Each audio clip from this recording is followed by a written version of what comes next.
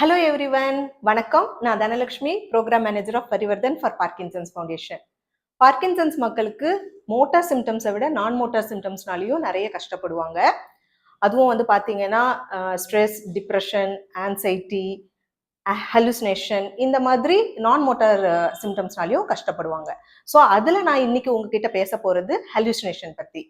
So hallucination வந்து பார்த்தீங்கன்னா Parkinson's மக்களுக்கு 70 to 80% இருக்குது. ஸோ வந்து பார்த்தீங்கன்னா மோஸ்ட் காமன் சிம்டம்ஸ்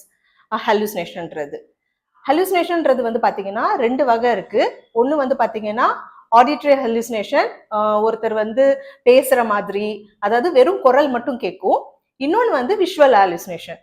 அது வந்து பார்த்தீங்கன்னா யாராவது நிற்கிற மாதிரி, அவங்களுக்கு வந்து ஒரு நபரை வந்து தெரியும். இந்த ஹலுசினேஷனால மெம்பர்ஸை விட நம்ம கேர் கிவர்ஸ் ரொம்பவே கஷ்டப்படுவாங்க. இந்த நிலையை நல்லாவே மேனேஜ் பண்ணலாம், பட் உடனடியாக மருத்துவரை போய் அணுகணும். அது ரொம்பவே முக்கியம். இந்த ஹலுசினேஷன் பார்க்கின்சன்ஸ் மக்களுக்கு ஒரு சிம்டம்ஸாகவே வரும், இல்லைன்னா அவங்க எடுத்துக்கிற மருந்துகளோட சைட் எஃபெக்ட்ஸாக கூட இருக்கலாம். ஸோ உடனடியாக டாக்டரை போய் கன்சல்ட் பண்ணும்போது அவர் பண்ணுற சேஞ்ச் ஆஃப் மெடிகேஷன், டோசேஜில் இதை சரி பண்ணலாம்.